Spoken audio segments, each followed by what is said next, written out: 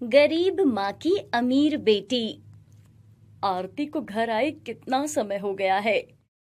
क्यों ना हम आरती के ससुराल जाएं, सबसे मिलना भी हो जाएगा। बात तो तुम सही कह रही हो, लेकिन आरती की शादी के बाद जब हम पहली बार वहां गए थे तो कितना खर्चा हो गया था। आरती की सास इतना कुछ देती है, हम सामने से कुछ भी नहीं देते तो अच्छा नहीं लगता। इस समय हमारे पास पैसे भी नहीं है। जो पैसे थे वो सारे तो हमने शादी में लगा दिए। अब खाली हाथ कैसे जा सकते हैं। आरती की किस्मत बहुत अच्छी है जो उसकी शादी इतने बड़े घर में हुई है। मैंने तो कभी भी नहीं सोचा था कि हमारी बेटी को इतना बड़ा घर मिलेगा। शारदा और गोपाल बहुत गरीब थे। उसका एक छोटा सा घर था, लेकिन उसकी बेटी आरती की शादी बहुत बड़े घर में हुई थी और वो अपनी बेटी के लिए बहुत खुश थे। कुछ समय के बाद आरती, मैं कुछ काम से दूसरे शहर जा रहा हूँ। रास्ते में तुम्हारा गांव पड़ेगा, तुम भी साथ चलो। जाते समय माँ पिताजी के पास तुम्हें छोड़ दूंगा और मैं उनसे मिल भी लूंगा। कल वापस लौटते समय तुम्हें ले आऊंगा। अरे नहीं नहीं, मुझे नहीं जाना वहाँ। तुम्हें तो पता है ना, वहाँ लाइट आती जाती रहती है और घर में एसी भी नहीं है। उफ, मैं इतनी गर्मी में नहीं रह सकती। ये कैसी बात कर रही हो? तुम तो बचपन से वहां रह रही हो। ये सब तुम्हारे लिए नया तो नहीं है। अरे बचपन से रह रही हूँ ना, इसलिए बोल रही हूँ। अब मुझे वहाँ और नहीं जाना। ठीक है, जैसी तुम्हारी मर्जी। मैं जा रहा हूँ और कल लौट कर आऊंगा। सूरज अकेला ही चला जाता है। सूरज के ऑफिस में उसको बहुत नुकसान हो गया था और उसको कुछ पैसों की जरूरत भी थी। सब जगह पैसे मांगने से कोई बात नहीं बनी।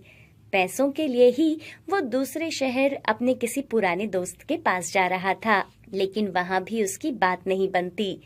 शहर से लौटते समय सूरज अपने ससुराल भी जाता है।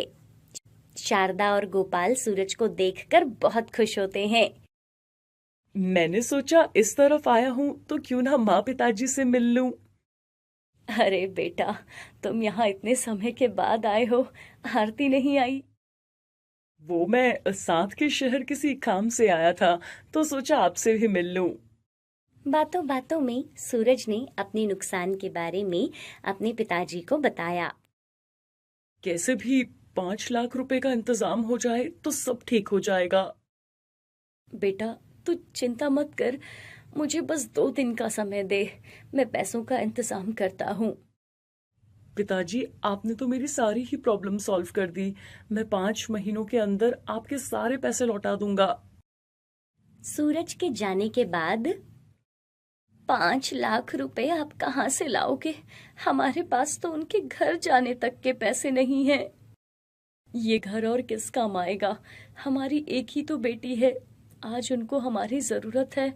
और वैसे भी कुछ महीनों की बात है, सेठ के पास घर के पेपर देकर 5 लाख रुपए मिल जाएंगे और उनसे कुछ महीने का समय मांग लूंगा। गोपाल अपना घर सेठ के पास गिरवी रख देता है और 5 लाख रुपए सूरज को दे देता है। सूरज उन पैसों से अपना काम फिर से शुरू करता है। एक दिन आरती, किसी दिन अपने माँ पिताजी से मिलकर आते हैं। मुझे उनसे कुछ काम भी है। नहीं जी, अभी ना मेरा मन कहीं भी नहीं है जाने का। अरे यार, कभी तो वहां जाने के लिए तैयार हो जाया करो। वो हमारे बारे में इतना सोचते हैं और तुम्हें देखो, कभी कभी तो मुझे ऐसे लगता है कि तुम उनकी बेटी ही नहीं हो। हाँ, जब इतना अच्छा ससुराल मिला हो तो भला मैं मायके क्यों जाऊं। और फिर सूरज ऑफिस चला जाता है। एक दिन सूरज को पता चलता है कि उसके ससुर अब इस दुनिया में नहीं रहे। सूरज और आरती घर जाते हैं। माँ, ये सब कैसे हुआ? बेटा, पता नहीं ये सब कैसे हो गया। अचानक उनके सीने में तेज दर्द हुआ और वो सब कुछ छोड़कर चले गए। आरती बिना कुछ बोले एक साइड में बैठी रहती है। आरती, मेरी कल एक इम्पोर्टेंट मीटिंग है। तुम कुछ दिन माँ के साथ यहीं रुक जाओ। अरे, मैं यहाँ नहीं रुक सकती। वैसे भी मैं यहाँ पहनने के लिए कोई कपड़े तो लाई नहीं हूँ। मैं भी आपके साथ ही चल रही हूँ। आरती सूरज के साथ ही अपने घर आ गई। शारदा अब बिल्कुल अकेली रह गई थी। तुम्हारे पिताजी अब इस दुनिया में नहीं रहे। वहाँ तुम्हारी माँ अकेले थी। तुम कुछ दिन वहाँ रुकाती। माँ, ऐसा लगता है इसको अपने माँ पिताजी से कोई लगाव ही नहीं है। इधर सूरज मन ही मन बहुत परेशान था।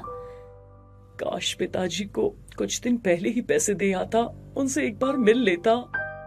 10 दिन के बाद सूरज अपनी सास को सारे पैसे लौटाने जाता है तो घर के बाहर ताला लगा हुआ था। लोगों से पूछने से पता चला कि गोपाल जी ने 5 लाख रुपए में अपने घर को सेठ जी को बेच दिया था और उनसे 5 महीने का समय मांगा था। इसी बीच गोपाल नहीं रहा और 5 महीने होने के बाद शारदा ने ना तो पैसे लौटाए और ना ही घर खाली किया तो सेठ ने उन्हें घर से निकाल दिया। किसी को कुछ मालूम नहीं था कि शारदा अब कहाँ रहती है। सूरज ने अपनी सास को सब जगह ढूंढा लेकिन उनका कुछ नहीं पता चला। सूरज घर आता है और सारी बात आरती को बताता है। क्या पिताजी को इतने पैसों की क्यों जरूरत थी? उन्होंने उन पैसों का क्या किया होगा? कैसी बेटी हो तुम, तुम्हें पैसों की पड़ी है।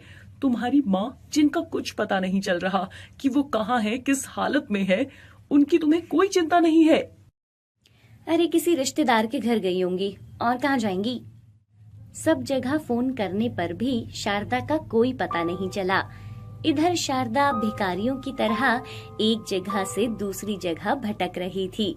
जहाँ उसे खाना मिलता वहाँ वो खाना खा लेती और किसी मंदिर के किनारे सो जाती। इधर सूरज अपनी सास की ऐसी हालत का जिम्मेदार खुद को मान रहा था और वह रोज पुलिस स्टेशन के चक्कर काट रहा था, पर उसको कुछ नहीं पता चल रहा था। ऐसे ही कई महीने बीत गए। एक दिन सूरज मंदिर से पूजा करके बाहर आता है तो वहाँ कुछ लोग भिखारियों को खाना बांट रहे थे। वहीं शारदा लाइन में खाना ले रही थी और खाना लेकर वो एक साइड में बैठ जाती है और वो जल्दी जल्दी खाना खाने लगती है। माँ, ये तो माँ है। सूरज भागकर अपनी सास के पास जाता है। माँ जी, आप यहाँ इस हालत में, आप मुझे अपना बेटा नहीं समझती है ना? आप ऐसी हालत में यहाँ रह रही हो लेकिन अपनी बेटी और बेटे के घर नहीं आई। हमसे कोई गलती हुई है क्या? शारदा की आंखों से आंसू आ रहे थे। कैसे आती बेटा, मेरी बेटी अपने घर में बहुत खुश है। मैं नहीं चाहती थी कि मेरी वजह से उसे कोई परेशानी हो। शारदा को सब याद था कि जब आरती के पिता का देहांत हुआ तो आरती ने अपनी माँ को एक बार भी गले नहीं लगाया और ना ही उसके पास एक दिन भी रुकी। वो अपने अमीर घर में बहुत खुश है। माँ, आप क्या सोच रही हो? मैं आपसे बात कर रहा हूँ, आप चलो मेरे साथ। सूरज शारदा का हाथ पकड़ता है और उसे अपनी गाड़ी में बिठाकर घर ले जाता है। आरती, देखो कौन आया है। आरती अपनी माँ को इस हालत में देखकर बोलती है, अरे ये क्या हालत बनाई हुई है आपने, पूरी भिखारन लग रही हो। आरती, तुम्हें बिल्कुल भी शर्म नहीं है? माँ इतने समय के बाद मिली है, तुम उन्हें गले लगाने के बजाय उनसे ऐसी बातें कर रही हो। तुम जो अपने अमीर होने पर इतना इतरा रही हो ना, वो पैसे तुम्हारे पिताजी के हैं। जब मुझे बिजनेस में नुकसान हुआ था तो पिताजी ने मुझे वो 5 लाख रुपए दिए थे और मुझे कसम दी थी कि मैं तुम्हें कुछ ना बताऊं। जब आरती को ये सब पता चलता है तो वो अपनी माँ के पैरों में गिर जाती है और उनसे माफी मांगती है। माँ, मुझे माफ कर दो। मेरी आंखों पर पैसे और अमीरी की पट्टी चढ़ गई थी। माँ, प्लीज मुझे माफ कर दो। शारदा अपनी बेटी को गले लगाती है। माँ, मैं आपको अब कभी नहीं जाने दूंगी। फिर सब मिलजुल कर एक ही घर में रहने लगते हैं। पिंकी, ओ पिंकी, मुझे एक गिलास पानी देना बेटा, प्यास से मेरा गला सूख रहा है। पूजा कपड़े धो रही थी। वो अपनी माँ की आवाज सुनती है कि उसकी माँ पिंकी से पानी मांग रही है, लेकिन पिंकी तो अभी सो रही थी। पूजा घड़े से पानी का गिलास भरती है और अपनी माँ को देने जाती है। माँ, ये लो पानी। तुझसे मांगा पानी मैंने? जब देखो मुंह उठाकर आ जाती है, ना हाथ धोती है ना कुछ। आई बड़ी मुझे पानी देने वाली, इतनी काली है कि तेरे हाथ से ना कुछ चीज खाने का मन ही नहीं करता। माँ, मैं हाथ धोकर ही पानी लाई थी। मैंने कह दिया ना तुझे, मुझे नहीं पीना तेरे हाथ का कोई भी पानी। भाग जा यहाँ से, कलमुही कहीं की। उन दोनों की आवाज सुनकर पिंकी की नींद खुल जाती है और वो बाहर आती है। हाँ, क्या हुआ? क्यों सुबह सुबह शोर कर रहे हो दोनों? ठीक से सोने भी नहीं देते। अरे बेटा कुछ नहीं, जा तू आराम से सो जा। पिंकी फिर सोने चली जाती है और आशा रसोई से खुद पानी लेने जाती है और देखती है तो रसोई में पानी नहीं था। पूजा, तूने अभी तक कुएं से पानी नहीं निकाला? सुबह से कपड़े धोने में ही लगी हुई है क्या? चल पहले कुएं से पानी निकाल कर रसोई में रख। जी माँ, मैं अभी पानी निकाल देती हूँ। और पूजा कुएं से पानी निकालने लगती है।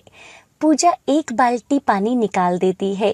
जब वो दूसरी बाल्टी पानी की लेने के लिए कुएं में डालती है तो रस्सी टूट जाती है और पानी की बाल्टी कुएं में ही डूब जाती है। हे भगवान, ये क्या हुआ? माँ तो मुझे अब बहुत मारेगी। तभी आशा भी बाहर आती है। ये कैसी आवाज थी? माँ, वो पानी के भार से रस्सी टूट गई और बाल्टी कुएं में गिर गई। क्या? पानी की बाल्टी कुएं में गिर गई? जल्दी से उसे बाहर निकाल, मुझे अभी के अभी वो बाल्टी चाहिए। माँ, मैं अभी निकाल देती हूँ। पूजा को तैरना आता था और वो कुएं में कूद जाती है। पूजा के अंदर जाते जाते वो बहुत आगे निकल जाती है और वो एक तालाब से कहीं और बाहर निकलती है। अरे वाह, ये तो कितनी सुंदर दुनिया है, बिल्कुल सपनों की जैसी। यहाँ सब कुछ कितना सुंदर लग रहा है। दूसरी तरफ आशा देखती है कि पूजा अभी तक बाहर नहीं निकली थी। हे भगवान, आप करें कि ये अब बाहर कभी निकले ही ना। यहाँ पूजा किसी दूसरी दुनिया में पहुँच गई थी। पूजा आगे चलने लगती है। वो देखती है कि एक पेड़ के नीचे आग लगी थी। वहाँ एक चिड़िया थी। बेटा, यहाँ आग लगी है, इस आग को बुझा दो। मेरा पेड़ पर घोंसला है, नहीं तो मेरे बच्चे जल जाएंगे। पूजा आसपास से कुछ झाड़ियाँ तोड़ती है और उस आग को बुझा देती है। धन्यवाद बेटा, तुमने मेरे बच्चों को जलने से बचा दिया। तभी पूजा आगे बढ़ती है और आगे उसे एक आम से भरा हुआ पेड़ मिलता है। बेटा, आम के फलों के भार से मेरी डालियां टूटने लगी हैं। मेरे ऊपर से पके हुए फल उतार कर मुझे हल्का कर दो बेटा। पूजा आम के पेड़ से पके हुए सारे फल उतार लेती है। धन्यवाद बेटा। पूजा आम के पेड़ से पके हुए सारे फल उतार लेती है। धन्यवाद बेटा। उसके बाद पूजा और आगे बढ़ती है तो उसे वहाँ एक बूढ़ी औरत दिखती है। अम्मा, आप यहाँ अकेली रहती हो क्या? हाँ, तुम कौन हो और यहाँ क्या कर रही हो? अम्मा, मेरा नाम पूजा है। वो मैं कुएं से बाल्टी लेने के लिए कुएं में उतरी थी, लेकिन मैं यहाँ पहुँच गई। अच्छा, कोई बात नहीं बेटा। अच्छा सुनो, क्या तुम मेरा थोड़ा सा काम कर दोगी? मुझे बहुत भूख लगी है। हाँ अम्मा जी, मुझे तो सारा काम करना आता है।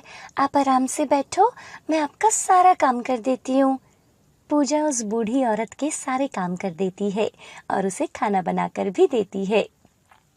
ये लो अम्मा, खाना बन गया है, आप खा लीजिए। बूढ़ी औरत वो खाना खाती है। अरे वाह, मज़ा ही आ गया। तुमने तो बहुत स्वादिष्ट खाना बनाया है बेटा। अम्मा, अब मुझे घर जाना है। मेरी माँ चिंता कर रही होगी कि मैं कहाँ रह गई। अच्छा बेटा, तुम्हारी माँ तुमसे बहुत प्यार करती है। चलो मेरे साथ चलो। और वो बूढ़ी औरत पूजा को एक झरने के पास ले जाती है। जाओ बेटा, उस जादुई झरने के नीचे खड़ी हो जाओ। और वो अपनी शक्ति से उसे बाल्टी भी देती है जो कुएं में गिरी थी। और जैसे ही पूजा झरने के नीचे जाती है तो पूजा के हाथ गले में सोने के आभूषण आ जाते हैं और उसकी बाल्टी भी सोने से भर जाती है। फिर वो बूढ़ी अम्मा सीधा उसे पूजा के घर पहुंचा देती है। पूजा को देखकर पिंकी जोर से चिल्लाती है, माँ माँ, देखो ये पूजा आ गई। आशा उसे सोने के आभूषण पहने देख दंग रह जाती है। ये तो असली सोने के हैं, तो ये बता, तू ये सब लाई कहाँ से है? जल्दी बता। जादुई बूढ़ी अम्मा ने दिए हैं। जादुई अम्मा? मुझे भी पता वो कहाँ रहती है। मैं भी सोने के आभूषण लाऊंगी, और तुझसे ज्यादा। कहाँ रहती है वो? जल्दी बता। हाँ हाँ जल्दी बता। पिंकी बेटा, तू भी भर भर कर सोना लेकर आना। वो कुएं में रहती है। जा बेटा, जल्दी से बहुत सारा सोना लेकर आना। पिंकी कुएं के अंदर कूद जाती है और कुएं के नीचे जाती है और वो उस तालाब से निकलती है। अरे, ये मैं कौन से जंगल में आ गई हूँ? क्या वो जादुई बुढ़िया यहीं रहती होगी? चलो आगे चलकर देखती हूँ। पिंकी आगे जाती है, उसे वो चिड़िया मिलती है। बेटा, इस आग को बुझा दो, इस पेड़ पर मेरा घोंसला है। अगर ज्यादा आग बढ़ गई तो मेरे बच्चे जल जाएंगे। ना भाई ना, मैं तेरे बच्चों को बचाने के चक्कर में अगर मेरे हाथ जल गए तो मैं फिर सोना कैसे लेकर जाऊंगी? और वो वहां से आगे बढ़ जाती है। आगे उसे वहां एक आम का पेड़ मिलता है। बेटा, इतने सारे फलों के भार से मेरी डालियां टूटने लगी हैं। तुम मुझे मेरे पेड़ से पके हुए फल उतार दो तो मेरा भार कम हो जाएगा। अरे, मैं यहाँ कोई आम खाने नहीं आई हूँ जो तुम्हारे फल उतारूं। और पिंकी आगे बढ़ जाती है। आगे उसे एक झोपड़ी दिखाई देती है। क्या यहाँ कोई जादुई बूढ़ी अम्मा है? बूढ़ी अम्मा पिंकी की आवाज सुनकर बाहर आती है। हाँ बेटा, कौन हो तुम? मेरा नाम पिंकी है, मैं पूजा की बहन हूँ। मैं ना यहाँ पर सोना लेने आई हूँ। अच्छा बेटा, मुझे भूख लगी है, पहले मेरे लिए थोड़ा खाना बना दे। बहुत से काम ऐसे ही पड़े हैं, अगर तुम कर दोगी तो मेरी बहुत मदद हो जाएगी। देखिए, मेरी बात सुनिए, मुझे ना कोई काम वाम नहीं करना आता है। मैं बस यहाँ पे सोना लेने के लिए आई हूँ। ठीक है बेटा। और वो पिंकी को उस झरने के पास ले जाती है। जाओ बेटा, उस झरने के नीचे खड़ी हो जाओ। पिंकी के ऊपर जैसे ही झरने का पानी गिरता है तो उसका मुंह काला हो जाता है। अरे, ये क्या हो रहा है? मेरा रंग काला क्यों हो रहा है? मुझे सोने के आभूषण चाहिए थे। बेटा, ये जादुई झरना है। जिसका मन जैसा होता है उसे वही मिलता है। पूजा बेटी का मन तो साफ और शुद्ध सोने की तरह था, इसलिए उसका रंग साफ हुआ और उसे शुद्ध सोना मिला। लेकिन तुम्हारा मन काला है, तुम कभी दूसरों की मदद नहीं करती, इसलिए इस जादुई के झरने ने तुम्हारे चेहरे पर कालख पोत दी है और तुम्हें कुछ भी नहीं दिया। और बूढ़ी औरत के जादू से पिंकी काली होकर अपने घर पहुंचती है।